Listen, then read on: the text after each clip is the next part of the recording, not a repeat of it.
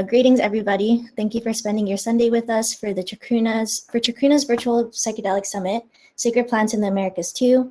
My name is Grace Seppi. I'm calling in from the ancestral lands of the Amamutsan tribal band, specifically the Awaswa-speaking Yupi tribe, otherwise known as Santa Cruz, California. In my professional work, I work at MAPS as a communications associate, and I am part of the Chacuna Chronicles editorial team. I'll be your moderator today for the talk, Travels on the Peyote Road, the Huichol or Wixárika, and the Native American Church. We'll be learning from Dr. Stacy Schaefer.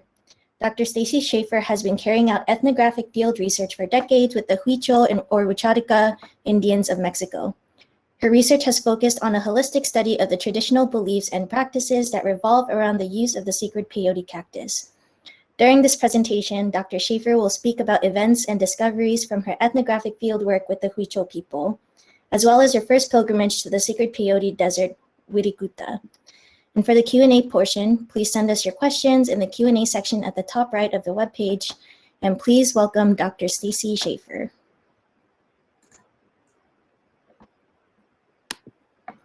Hi. Hi. Hi, Stacy. Hello. Hi, everyone. It's a pleasure to be here, and I will be, unfortunately, reading a lot of this because it is from excerpts from my field notes and also because of the time constraint. So I want to honor and give thanks to the peyote and to all the gifts it bestows. I'm very grateful to Grace for moderating, also for Jim Baumel, Keeper Trout, and Antonio Vizcaíno for some of the images and for the presentation to help illustrate the stories. My anthropological research and my life experiences have been blessed by peyote and the special opportunities I've had to travel along the Peyote Road in Mexico with the Huichol or the Wixárika, and sometimes I use those one or the other, but there is no disrespect intended when I use the term Huichol, and temple members in the community of San Andrés Cuamiata. Also in South Texas with Amada Cardenas, the first federally licensed peyote dealer in South Texas, and members of the Native American Church who came to her home in South Texas. Here, I'm not sure, oh, here we go. Okay, it's sharing of this PowerPoint. Share.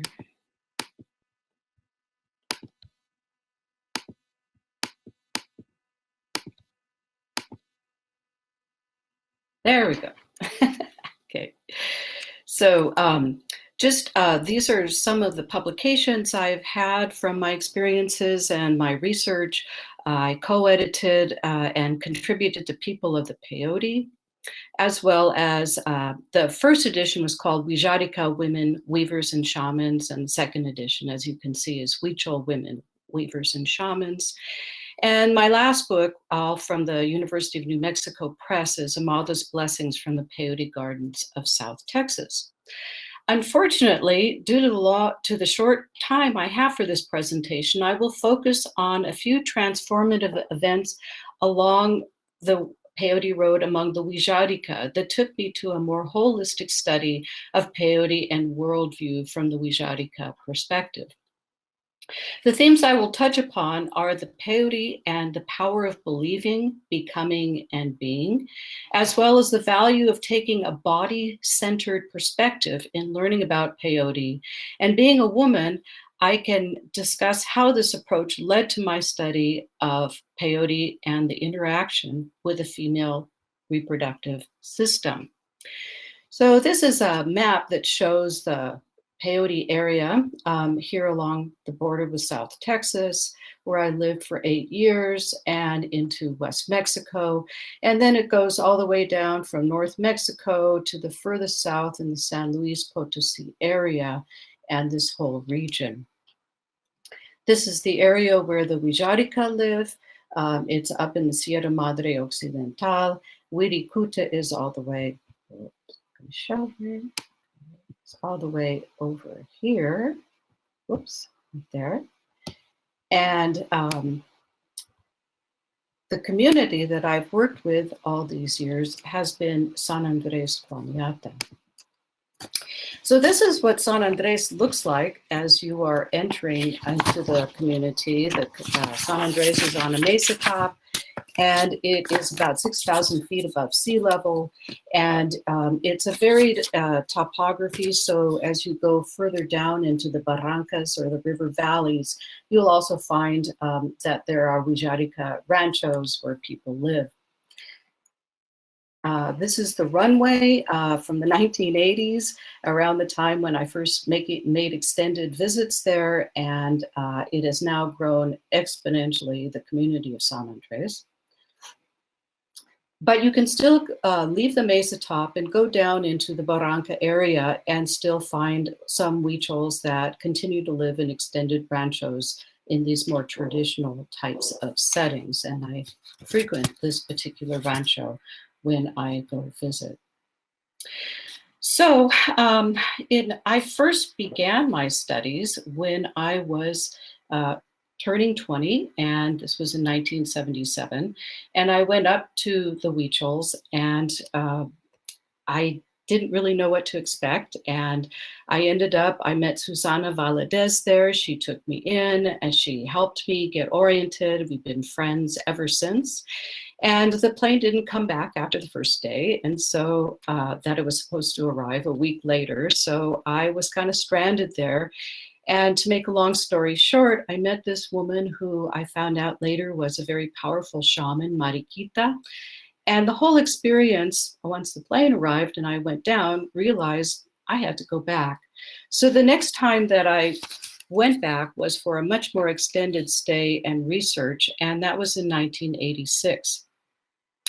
And I would go and visit and stay at my weaving teacher's rancho on the outskirts of San Andres.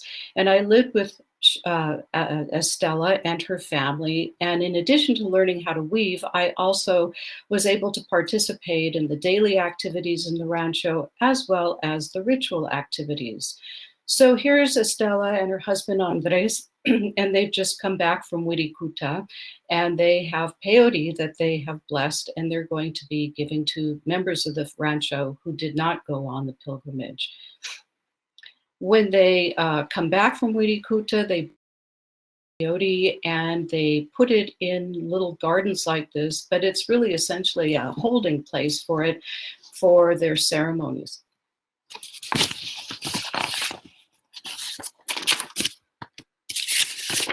So I wanted to talk now about some of the other things that occurred, such as I went with them on regular occasion to the ceremonies at the temple in San Jose, and they had cargo responsibilities there, and so they were there on a regular basis, and I was able to participate with them and the temple members in their ceremonies.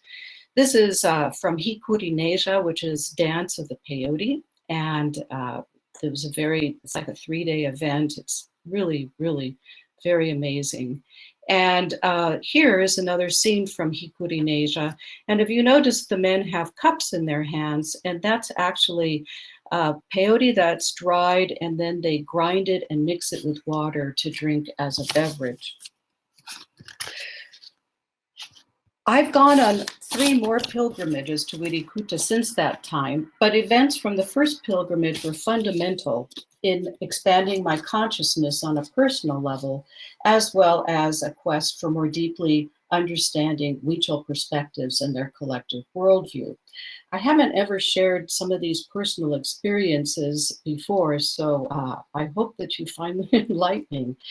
The first thing that I think is important to focus on is believe, trust in the power of peyote and the gods in Wirikuta. On the first pilgrimage I took to Wirikuta with a temple group from San Jose, one man, Juan, and his wife Maria and their baby daughter, who was less than 5 months old, were some of the pilgrims from the temple. Juan and his wife had a major cargo responsibility in the temple, and they had to complete it, so making the pilgrimage to Wirikuta was absolutely necessary. Although their baby was sick, they insisted on bringing her along. The morning we were leaving, Juan and his wife had taken their baby to a shaman to heal her. Juan had also asked at the small medical clinic on the outskirts of San Andres if there was some kind of medicine the doctor could give the baby for her illness. At the time, which was not unusual, there were few medical supplies at the clinic.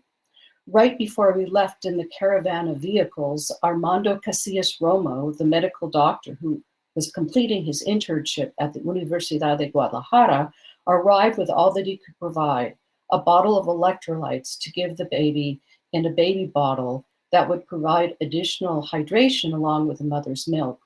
Armando was extremely concerned that the baby would not survive if she went on the journey.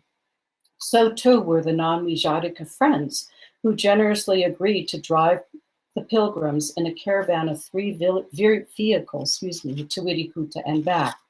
Before leaving the Sierra, we carried out the ceremony to initiate the pilgrimage. We are now linked together on this quest. We initiated the required fasting as we traveled out of the Sierra. Oops. The mother's milk, as we traveled down from the Sierras, began drying up. And when the baby had the energy, she cried and cried. Juan insisted that we continue to Wirikuta. He was certain that there in Wirikuta, his daughter would be healed. We all hoped that her little body could withstand the physical hardships ahead. When we passed through the city of Zacatecas, Juan's baby was very bad off. It was agreed that we would take her to the Hospital Civil. After several hours of waiting, the diagnosis was the child was very dehydrated, had a high fever, and serious lung problems. The doctor recommended that the baby be left in the hospital for a few days so they could treat her. Juan was absolutely opposed to this. He announced that he refused to leave his child to die there. The non-Wixárika members of the group, who were the drivers, tried their hardest to talk Juan into leaving the baby in the hospital. They feared she would die on the pilgrimage, and they didn't want to carry that burden on their conscience for the rest of their lives. But Juan and his wife refused to leave their baby in the hospital in Zacatecas. The baby was going with them to Wirikuta. There it would get better. Even the leading shaman became adamant that our souls were all tied together now. The baby was going with us to Wirikuta. We're all concerned for the baby, especially because of the heat and intense cold of the desert and the lack of liquids. The mother had no more milk in her breast, so the shaman leading the pilgrimage agreed that the baby could drink powdered milk because it was not plain water. By the time we arrived to the sacred springs of our mothers, Tate Matinieri, the baby, like all of us, was blessed with the holy water from the springs. And people are blindfolded if it's their first time, so you can see the first timers here. And from there, we went on to the springs of Tumayeyo and repeated again the holy water and the blessings from this spring. When we arrived to Wirikuta, the baby girl was a little more animated, and by the time that we hunted and consumed a little bit of peyote, she was sitting up alert and watching everyone around her and everything that was going on. As her mother started to eat peyote, it stimulated her ability to lactate and nurse. The baby's health continued to improve, and upon returning to the Sierra, she regained her health. I was greatly moved by this experience, that against all the odds, believing in the power of peyote, of Wirikuta, and the gods who reside in the skies above, this little baby lived, and she's now around 35 years old. This shows in Wirikuta, in addition to harvesting the fresh, they will dry some of it, they section it off, and then they will string it like they do with deer meat. And this, along with the fresh peyote, is how they will bring it back to the Sierras. The second, which ties into this theme that I would like to share, is the theme, believing leads to becoming and being. The people on the pilgrimage have specific cargo roles to care for particular gods. When performing rituals, these temple members are referred to by the name of the god they are charged with. On the pilgrimage to Wirikuta, the pilgrims represent these gods and highly ritually represent the Wixárika creation myths along the journey. In the middle of Wirikuta, after harvesting peyote and initiating the consumption of the sacred cactus, an all-night ceremony ensued. the leading shaman sang all night, and during this time, the participants made 5 ritual circles around the shaman and fire. In the pre-dawn morning, people set about grinding the yellow root, uja, which they mixed with water to create face paint. Some people painted their faces, others had their ritual companions paint designs onto their faces. More peyote to eat was exchanged among the pilgrims, and everyone gathered up their offerings. The leading shaman signaled all of us to follow him as he led us into a desert a ways from our camp to a special spot he selected to meet the mother of peyote.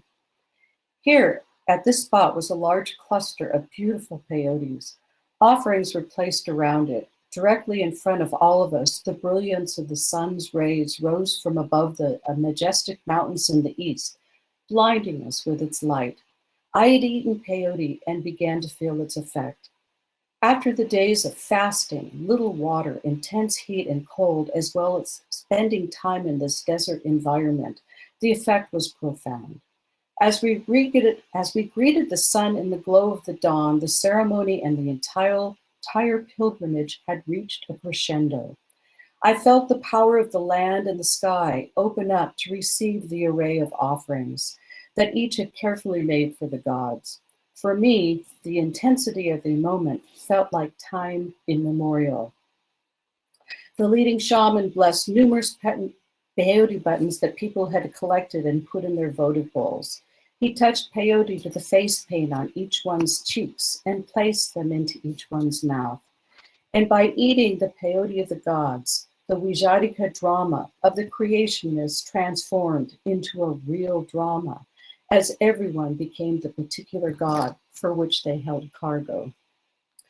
I remember seeing the mother of the leading shaman, who I had seen in previous temple ceremonies. She always appeared to me as an old woman, usually unkempt in tattered clothes, seeming to fade into the background. She had not slept for over 24 hours and had ingested large quantities of peyote throughout the night. Now, in this light, I saw her and understood her so much better. She had the cargo of Niwetsika, the corn goddess, who after cruel treatment from her mother-in-law had fled to Wirikuta. She would stay forever in Wirikuta. I looked at this older woman and she looked ancient, with a fine dust of the Wirikuta sand covering her face like a light dusting of a mask. She blended into the natural elements of the desert. Here before me was Niwetsika, who had taken the form of this older woman. She carried a large votive bowl filled with the 5 ears of the sacred corn in her role and persona as Niwetsika, the mother of corn. She grabbed my arm, singing in a low voice, and indicated for me to dance with her side by side. For me, at this moment, she and Niwetsika were one and the same. Surrounding me, the other pilgrims with their face painting had become the gods they cared for. I caught myself in hushed awe at the awakening of this realization within myself. I saw this was the core of Wixárika essence and collective identity, the profound beingness of humankind. Until now, I had never really penetrated into this realm in my ethnographic studies, but now I knew that for me, it was an essential experience in order to know Wixárika much more deeply and to better understand the depths of my own consciousness within the universe. It was for me a primordial awakening. I used to say that Wixárika believe that they take on the persona of the gods they represent. From this experience, I saw that they become their gods. I realized the pilgrimage is a cosmic mythical drama that really exists, and it is played out with every pilgrimage. And I could see, as some shamans had expressed to me, that in the pilgrimage to Wirikuta, by way of them recreating the origin myths, that they are balancing the world, the earth, and the sky. From this experience that the peyote taught me, I understood how believing could transform into being and becoming. And then I have one more theme, which will be quick, and that is a body-centered perspective. Also during the pilgrimage, I realized the importance of centering attention onto my body. While we were in Wirikuta after the culmination of the ceremony to meet the mother of Peyote, which I just described, I felt the power of my female energy as the full moon set in the western horizon, and my body began to unexpectedly initiate my menstrual cycle. From this experience, I learned that Wixárika consider menstrual blood to be hot and can dry up the peyote. In order to calm this heat, a woman must have the shaman richly cut a lock of hair from the top of her head, where the kupuri, or the soul, is located. Then I learned that in the origin myth, that three goddesses who were making the pilgrimage stopped at a sacred lake, which exists near the city of Zacatecas. Two of them were menstruating and were fertile. They were able to enter into Wirikuta. They consumed peyote and became pregnant in Wirikuta. The third goddess had a barren womb and could not enter. Instead, she became a mountain near the lake. I learned from Huichol women that a number of women who experience difficulty in having children go to Wirikuta with their husbands and pray to the gods for help so they can become pregnant and give birth to healthy babies. On 3 more pilgrimages to Wirikuta that my husband, botanist Jim Baumel, and I made with a very knowledgeable shaman along with his extended family, I would get my period after having eaten peyote. The timing was out of sync with my regular cycle. Then I started attending Native American church prayer meetings in the teepee put up on the property of Mrs. Amada Cardenas. The same thing would happen to me. I learned that in the tradition of most NAC fireplaces, menstruating women should not come into the teepee ceremony. I was very conscientious not to go into a meeting when I was on my period, but it was not uncommon for me after eating peyote during the night to unknowingly start my period while in the teepee or right afterwards. I began to hear other women who attended prayer meetings say that the same would happen to them. Juanita Nelson, certified professional midwife who has been involved with the Native American Church for over 30 years, and for many years was the wife of a well-known roadman, so she can empirically validate this, that this happens. She has seen it happen over and over again. If a woman is close to getting her period and she eats medicine, she will get her period. What is causing me and other women to bleed? No scientific studies have addressed this phenomenon. In addition to speaking with Juanita Nelson, I also spoke with 2 additional female health specialists about this, an MD OBGYN and nurse practitioner and midwife Maria Victoria Mangini. They all suggest that consuming peyote most likely stimulates the release of progesterone. Progesterone is a natural female hormone called by some as the pregnancy hormone. It is essential before and during pregnancy. All women who wish to become pregnant need progesterone to help the uterus prepare for and maintain a fertilized egg. Progesterone causes the uterine lining or endometrium to thicken. This helps prepare a supportive environment in the uterus for a fertilized egg. Juanita goes on to say that in her experience and observations at NAC meetings, that women who eat medicine have very little problems with miscarriage, that it helps establish the placenta and maturation of the fetus. By taking a body-centered approach, in this case from a female perspective, we have much to learn about the benefits of peyote, in this case, how peyote interacts with the female reproductive system. We need to listen closer to the Wixárika and other indigenous people of peyote who've acquired an intimate knowledge of the sacred cactus. Wixárika have developed and fine-tuned an elaborate worldview that provides members with tools, rituals, and practices to heal their bodies, to promote fertility, manage healthy pregnancies, and raise their babies. And in all of these actions, they expand their understanding of consciousness and human existence. In closing, I thank the peyote and my Wixárika companions, Mrs. Amada Cardenas and NAC friends from the bottom of my heart. There is so much more to learn on the peyote road. And that is it.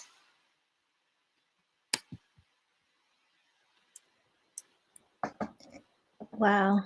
Thank you so much, Dr. Schaefer, for sharing your story. And I must say that your skills in storytelling is quite immaculate. So thank you for sharing. Thank you. Yeah. While I was listening, I am actually quite astounded by the limited research there has been on, for like specifically for women with psychedelic experiences and their effects on their bodies. Can you speak more about why why there are limitations of the research in this population? Well, I think that for one, if we look at the Western medical perspective and their whole way about going about research, that it's always focused on the male body. And as we're finding, female bodies are quite different. And there has been this concern or just not interest in the female body. Perhaps the concern is having to do with their reproductive health. But as you can see from the story that I've been telling, that there's so much to be learning about these psychedelics or entheogens. I think that it's more than just peyote that can interact with the female human reproductive system. And from all purposes and interests and people who I've talked to who would just say, well, I don't really know, but this is what I think, that so much more needs to be done. I mean, perhaps peyote can even help people who have fertility problems. I don't know. Wow. Yeah, it's definitely really important work that you're doing. I also want to acknowledge that Susanna Valadez is also in the chat as well. Yes, hi, Susanna. And I'd like to ask her question in the Q&A. Is peyote consumed by mothers giving birth? Yes, it is. Among the Huichol, that they will eat small amounts of peyote, and it helps with the birthing process. From what I understand, it speeds up the process. There's less pain and blood, and it's a pretty regular type of manner in which women will give birth. I've also talked to a few Native American church women, and they say that from their experiences that it's not uncommon for a woman to have a little peyote when she's going to be giving birth. I also wanted to mention that with the story of the baby, and that when the mother got to Wirikuta and she was eating peyote, it increased her ability to lactate. And there have been studies on that, not so much with peyote, but with mescaline. And I do believe that it is not only does the milk help bring in the milk, but that the mescaline in the peyote, and I'm sure all the other peyote alkaloids, get transferred from the milk to the baby. So perhaps this baby also was able to heal because she was getting the alkaloids from the peyote via her mother's milk, and this includes antibiotic properties as well. Wow, that's quite interesting. Yeah. And I want to transition into another question from Diana Negrin. With Hi, regards Diana. with regards to reproductive health, do you see any differences or parallels between the community you had a chance to be with in Mexico and Texas with relation to medicine and ritual? Well, I know that women in the Wixárika community that I work in, that they will, of course, go to see a shaman once they are pregnant, even before they're pregnant, but once they're pregnant, and that the shaman will guide them along through the pregnancy and will, if the mother eats peyote while she's pregnant, the shaman will first bless the peyote and bless the woman, and hopefully there will be no ill repercussions from that. And the women I've talked to will consume peyote throughout their pregnancy. Some wait until the 6 months, others start right away, and all the way to the end of their pregnancy, they'll be consuming peyote. And I've written about this too, and about peyote and pregnancy. As far as the Native American Church goes, I'm not so familiar with that, but I do know that some women have told me that they will consume peyote throughout their pregnancy, and they think that that makes the baby a lot smarter than if it hadn't gotten the medicine in it, as well as Huichols say that if the mother's been eating peyote and she's pregnant, that it would more likely enable the baby to become a shaman. And I get a lot of flack when I talk about peyote and pregnancy in Western cultural settings. I'm not advocating for Westerners to be doing this. It's really up to you what you want to do. I'm just saying this is really interesting to see how these peyote-wise people who have used it for so many centuries, like the Huichols, I don't think they'd be doing this if it was maladaptive. But again, I'm not encouraging others to do that. Yeah, there is definitely a very strong stigma about talking about like sacred plant use or psychedelic use when children are involved. And then also tying it in with the reproductive system at large in the mainstream society, women talking about menstrual cycles is a bit uncomfortable. Right.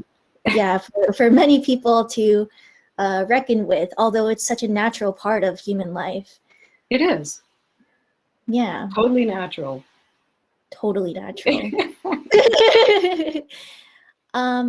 And I want to transition into another kind of topic. And this question is more in line with the kind of protocols that you might have followed in sharing your story. So this question is from Fidel Costco. Can you comment about the process through which you established the trust of your host group? They sound quite generous in sharing culturally sensitive information. Yeah, well, when I first started doing my extended research, starting in 1986, I was based first at Susana's place in Santiago de Escuintla at the time, the Center for Huichol Survival and the Arts. And I started to get to know Huichol, thanks to Susana introducing me to especially the weavers. And when I went up from the start, I told all the family members, I'm going to be writing a book. I hope that you are okay with this. I will be more than happy to, with the interviews, provide you with the book afterwards, and anything that you don't want me to publish, please let me know. And they were quite generous with it. And there were times, though, when they just said, well, either I don't know, or they would prefer not to talk about it. It sounds like you did all the correct steps in asking permission instead of publishing traditional knowledge that was meant to keep private, which as we know, is a very common practice that has happened through the history of anthropological research. Absolutely, absolutely. And also that I don't think in the past that there was as much credence given to the what they call quote unquote native point of view, and including their voices, which I always try to do, and I balance that with my perspective as sort of like the in-between of Western ways of thinking, as well as in this case Wixárika. Well, I really appreciate your cultural humility and talking about these really in these traditional knowledge systems. Thank you. It's a pleasure to be here. Of course. And we have a few more minutes. So I also wanted to learn more about your book, Amada's Journey, or Amada's Blessings from the Peyote Gardens of South Texas, which, if you're interested, to the audience members, it's available for purchase on the MAPS store. And I wanted to link that into the chat here. So I was wondering if you could share more about your journey with Amada. Sure. I'd like to backtrack a moment because I just saw a message from Susana and an encouragement here. And okay, another way that I got to have such an intimate relationship with my weaving teacher's family and the community and the temple group is that I learned how to weave. And I didn't know anything about weaving, but I saw that as an entryway into learning about the Huichol women's world. So I started from scratch, and my weaving teacher, Stella, taught me from the beginning how to weave. And there's one path you can take which follows similar to becoming a shaman, which I did follow and became a master weaver. So that really changed how the Huichol in the ranch and the community saw me, because I was a completed weaver at that point. Thanks, Susanna. But as far as Amada goes, the first professorial job I got after I got my PhD from UCLA in 1990 was, of all places, in South Texas. I knew nothing about South Texas. And once I got there, about the second semester, I learned that that's the native area of Peyote. It's about an hour and a half away from where I lived in McAllen. And so I started going out to Rio Grande City initially and meeting the peyote dealers who are licensed and legally sell peyote to members of the Native American Church. And they kept asking me or telling me that I should go see Mrs. Amada Cardenas, because she was the first federally licensed dealer, and generations of NAC people keep coming to visit her, and that she's mom and grandma to them. So I finally got up the courage and went to go visit her, which is out in the middle of nowhere. And she was delighted to see me, just like anybody who showed up at her door. And she allowed Native Americans to put up a teepee in her property and run meetings. So I've only been to meetings through the Native American Church who come to Amada's house and have their meetings. And she had sponsored me, so I was able to go in. Wonderful. Let's put another one.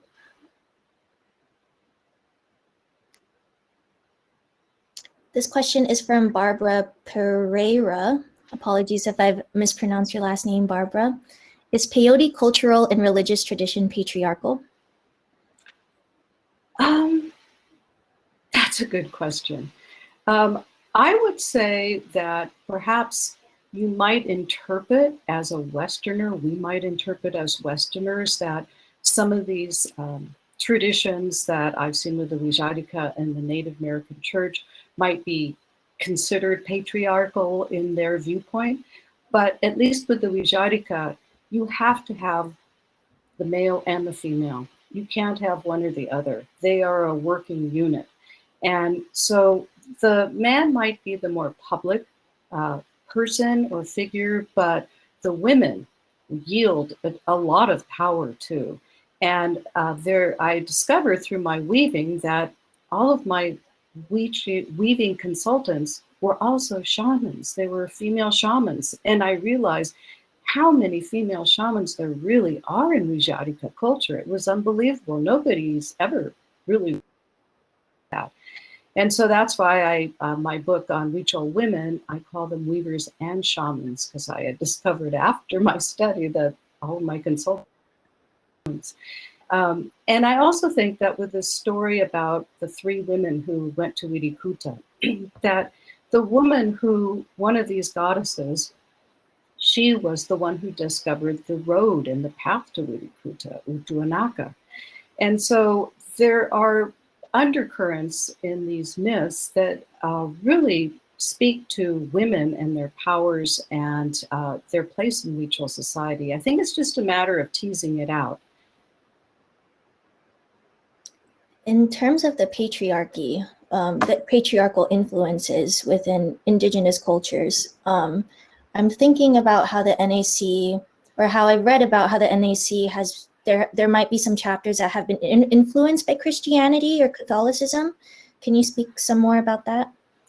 Well, I think that there were probably, I'm just speculating, but from what I've read and what I've seen, I think that there were various versions of what we now call the Native American Church prior to that. I think the reason why what we know of as the Native American Church has the kinds of rituals and forms, the fireplaces, is because they weren't allowed to use peyote unless there was some Christian element to it when they were first practicing it, and it was pretty clandestinely done in Oklahoma, which was at that time Indian territory, and even among the Navajo until the 1960s. It was pretty much forbidden by the Navajo government. And so it took quite a bit of negotiating and deep conversations in which it became then something that everyone could practice. I don't know where else to take that. Maybe you have some ideas? Well, I don't necessarily have too many ideas, but from one of my mentors who I speak with quite frequently, she is a Native American woman, and she's taught me about how the Lakota people have a very highly patriarchal culture, and there are some, and I've also read some anecdotal reports of how some Lakota tribes run their teepee meetings. And so I did see some elements of Christianity influences, but I wasn't quite sure if that was just my projection of my own historical personal history of Catholicism or Western Catholicism in general, or if that the patriarchy was, or patriarchal customs was included in indigenous cultures. Well, it's really hard to know about pre-contact or pre-colonization, but we know post-colonization. And I do think that Christianity in general is a very patriarchal type of religion. And so it does make sense that if that was incorporated into the Peyote religious ways, then yes, that would follow through with the NAC meetings. But you have to keep in mind that every roadman, their fireplace is distinct. It's been handed down to them from an elder. And so there are different ways that they incorporate themselves and what they've learned from their elders into the fireplace. And some are a lot more Christian, and some of them are hardly at all. So there's a great amount of diversity. It's not homogeneous like a lot of people assume. And it's kind of like the Wixárika, where you say the Wixárika, where there's a lot of diversity from community to community, as well as within the temples and the families, even more so among the Native American church.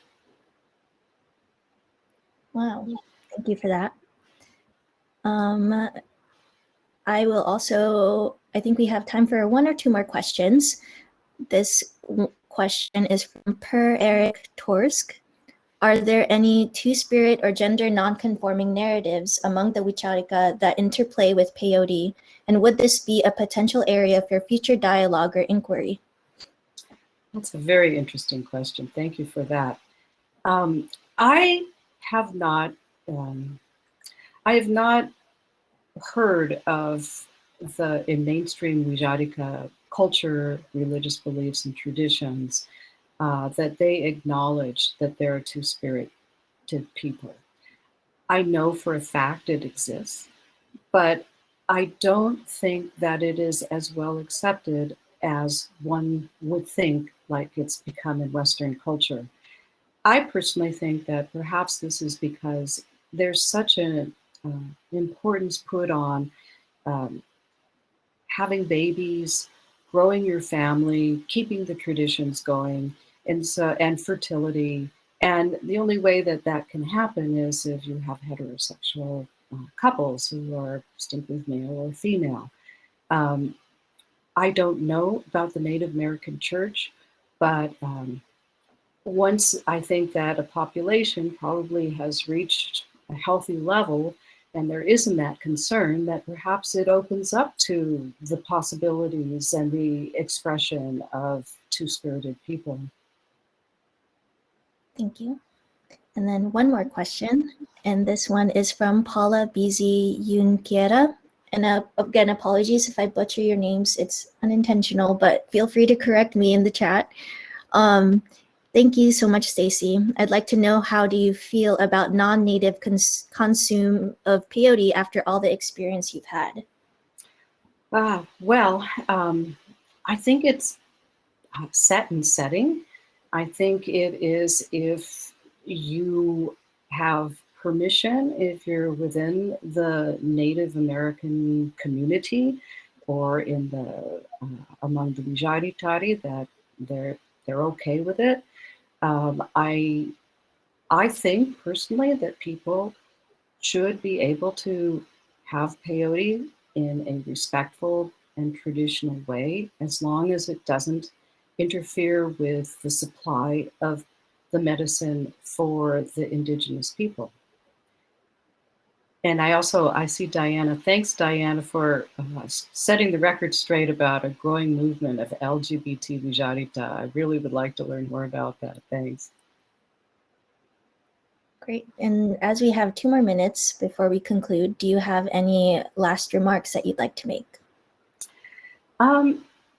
I think that in more recent times, there's been, as far as peyote goes, there's been more conflict and fighting among different branches of people and ideas and values than I ever remember before.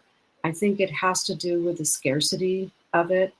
And I really, really hope from the bottom of my heart that people will listen to the peyote and it will speak to them about solutions of how we can all appreciate this medicine, not step on people's toes, respect each other, but even more so, respect the medicine. And first and foremost is protecting its native environment, as well as the possibility in a very respectful way of cultivating it.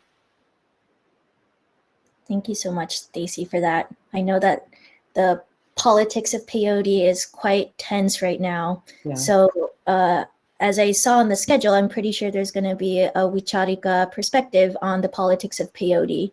And I believe, so that's great. Yeah, so if y'all are interested, please go watch that. I'm pretty sure Diana is one of the speakers for that panel. Yeah, that'll be great. Yeah. Well, all right. Thank you so much, Stacy, for sharing your story and your wisdom with us. And do you have any other recommendations of how people can contact you if they'd like? Well, I have an email, which is sschafer@csuchico.edu. Great. Thank you so much, Stacy. Thank you. Bye, Have a everyone. wonderful day. Bye.